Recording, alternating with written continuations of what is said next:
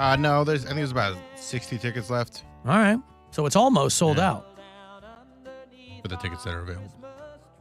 So we'll do a few things tomorrow. Cavaliers will play tonight in Dallas against the Mavericks. You can hear it here, of course, on MMS and on the iHeartRadio app. That is a 9 o'clock tip-off. 8:30 is when pregame will begin, Cavs Live. And remember, through the end of this month, you can use the promo code JOLLY for 20% off at CLE Clothing Company. We'll be back on January 3rd, at which time I'll find out what the new January promo code is for CLE Clothing Company. Be a few days in. But tomorrow will be Poundcake's final weigh-in. There's $200 on the line for him. If he can make his goal weight of 172. Last week he was 174 something. And so started this beginning of August. In earnest, I think maybe early September. And he'll get his final weigh-in tomorrow.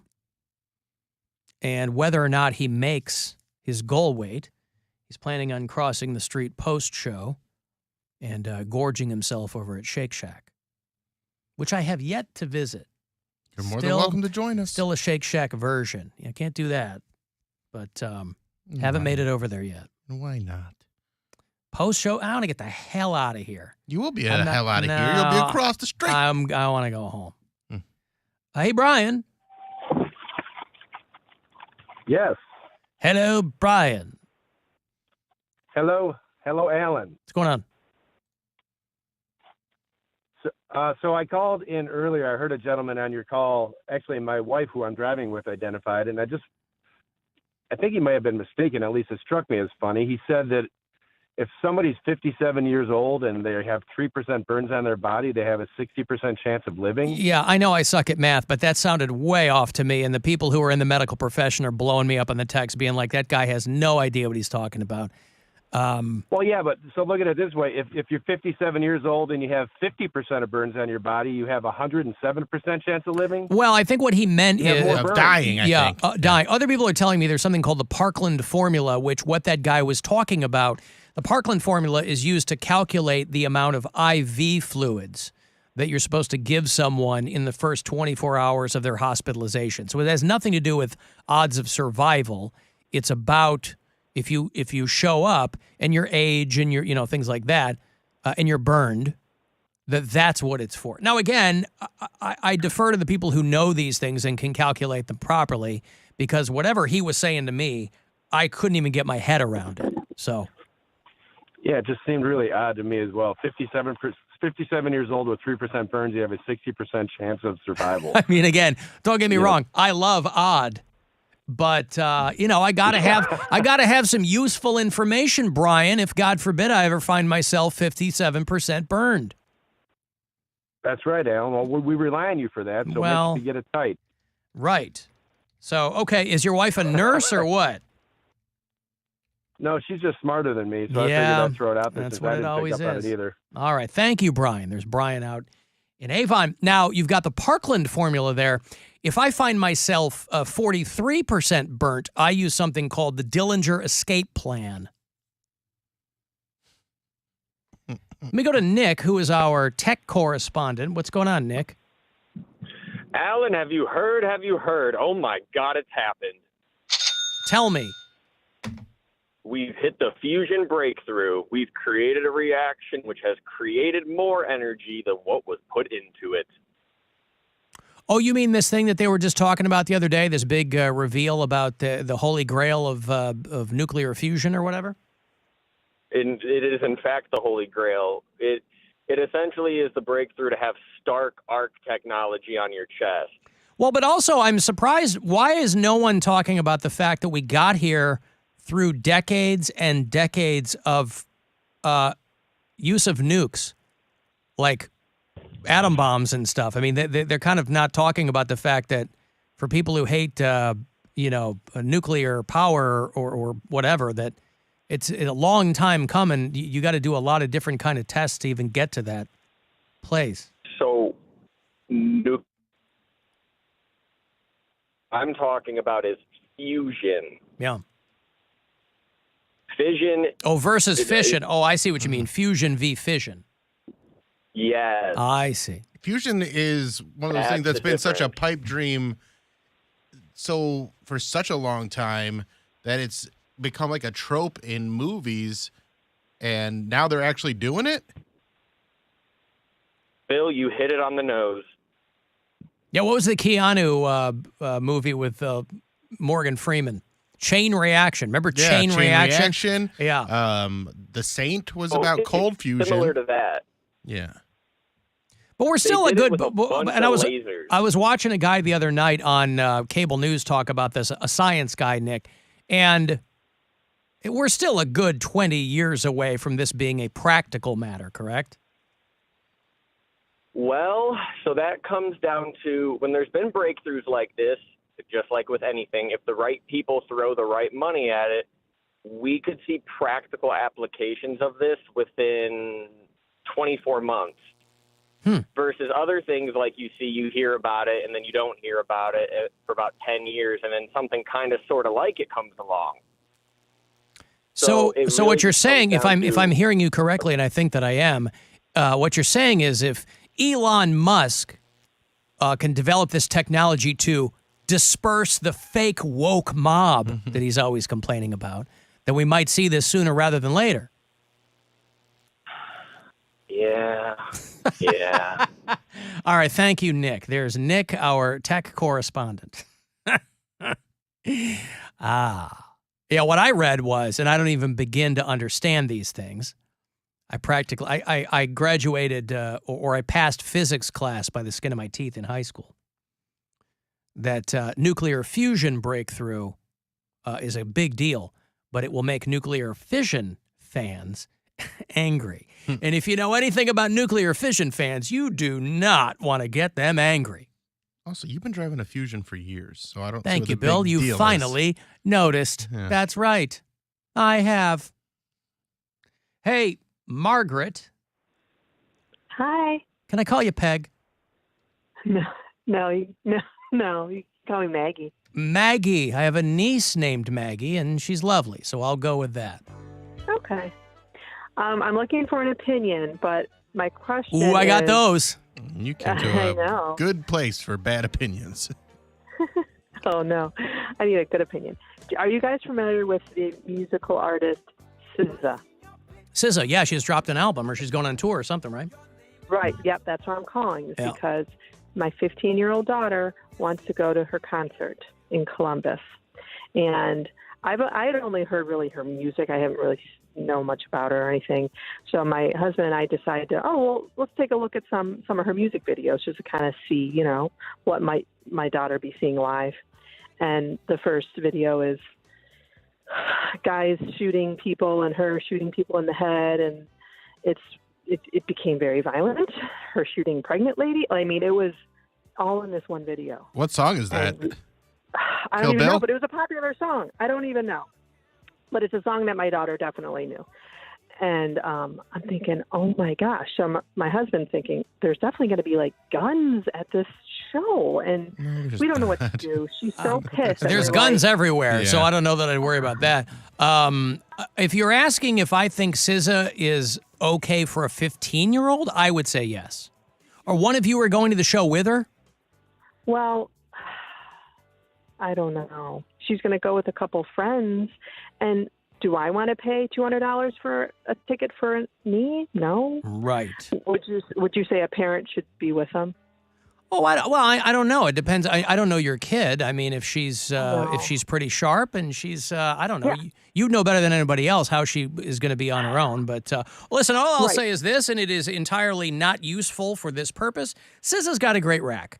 I don't know how that works into the conversation about your daughter and the appropriateness of her going to a show, but SZA's got a great rack. So I don't know. I'm concerned about the safety at a concert. It'll be fine. Yeah, but you know what? People might get shot up at a Weird Al show too. You don't know anymore. I mean, I know. You got dummies in the moral majority out front protesting the Trans-Siberian Orchestra because they don't know what the hell they're talking about. Right. Oh, she was so mad when we told her that she might not go. How mad? Like shooting you in the house mad or slamming her bedroom door mad? Right. All like right. Screaming.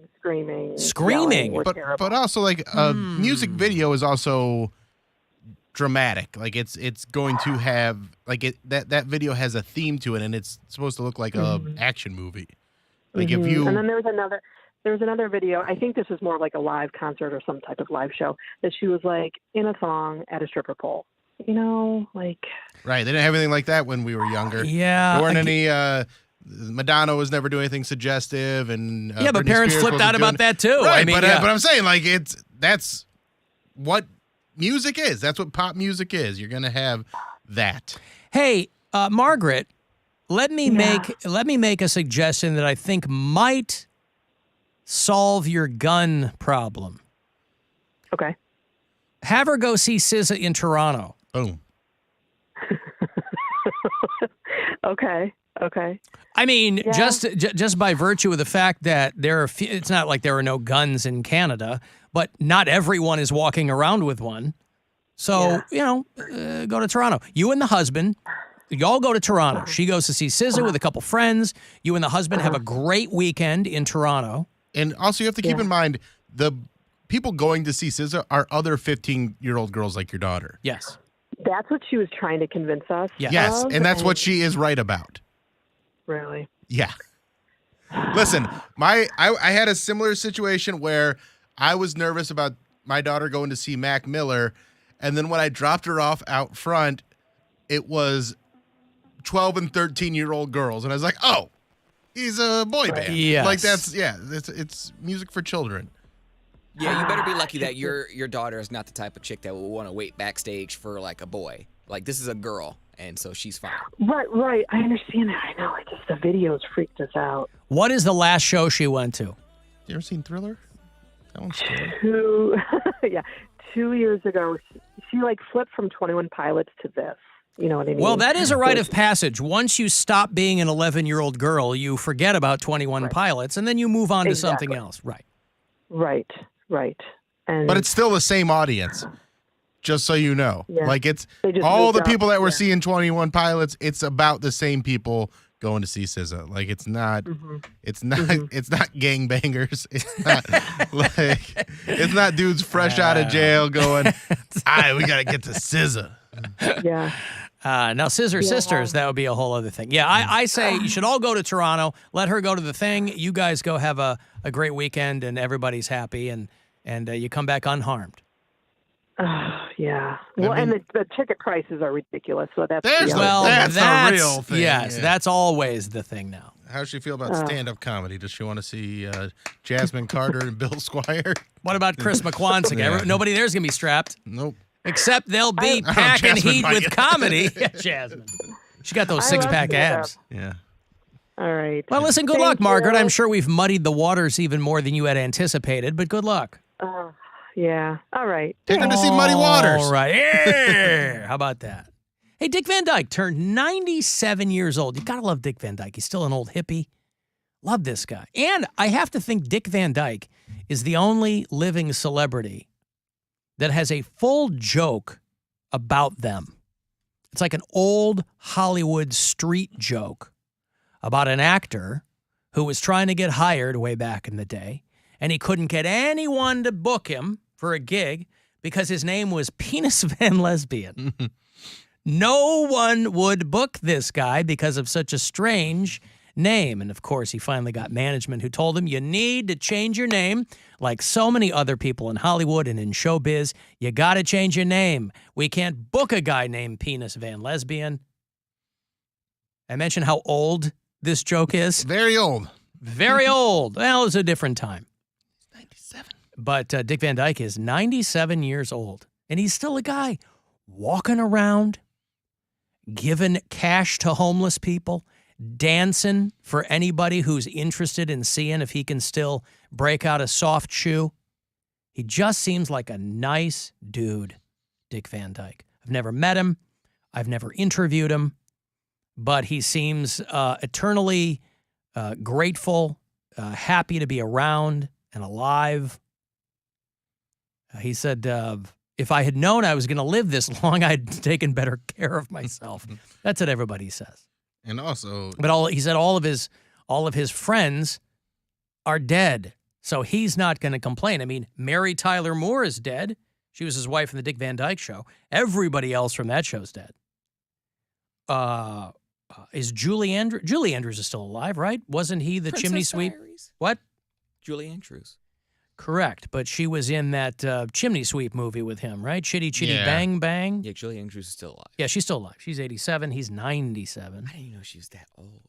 Yeah. The Queen of Zenobia is 87 years old. That is how you know her, isn't it? I know her from Sound of Music. Sodomy, what? the Sound of Music. No, I did not say I'm like, Sodomy what is music. sodomy music or Saudi music or whatever he No, said? I didn't say that. Yeah. Oh, I know Julie Andrews from Saudi music. She did a really, really good piece of work there. All right. The Queen of Zenobia. Yes, right. So Dick Van Dyke. I was worried he might, speaking of Saudi music, I was worried he might die of the camel flu. There are people dropping dead from the camel flu. People who visited the World Cup as if you needed another reason to not go to the World Cup. Camel flu. Like, who even knew that was a thing? Or they could jump from camel to person. I thought camel flu was that watch out, they spit. drug you take. Yeah, they do. Woof. I was just looking up Julie Andrews. Her first husband was 1959 to 1968, and then her second husband was 1969 to 2010. Yeah, she married to Blake Edwards for a long, long time, the director. Good God. Yeah. Why? Is that too long? That's just like you've been unmarried for 20 years. Yeah. Oh, I guess 10 years, but still, like, ill. She had been unmarried for 1 year. Before she got married again, yeah. Right. Oh, I see what you mean. You mean like as a young woman, you've been unmarried for, I see. You've been married most of your life. Yes. Right. If you take the amount of marriage you have on your body and you multiply it by your age, that's your chance of survival through a costly divorce. So you don't know what it's like I'm to using be the Parkland formula on that. You don't know what it's like to be single, and even if you do know what it's like to be single, no one wants you anymore. Like you're old now. Yeah, but some people know what it's like to be single and they don't like it. Some people love being married, especially guys who've had their wives do everything for them. Those guys love those guys love being married. The wives not so much because they basically have a man-child in their house, but yeah, a lot of people love being married. That's why you have these celebrities that get married 6 and 7 times. Elizabeth Taylor. The sketch about Father of the Bride 6 or 7 on Saturday Night Live was pretty funny. It was good. Yeah. Steve Martin and Martin Short hosted, and they did Father of the Bride Part 7 or whatever. I'm your little girl. He's like, you're 52. It was good. Did you remember Kieran Culkin was in this? I did. Neither did he. Neither did we. I did. I didn't. I haven't seen that movie in a long time. Okay, I'm going to take a break here. If you'd like to text for anything, 351.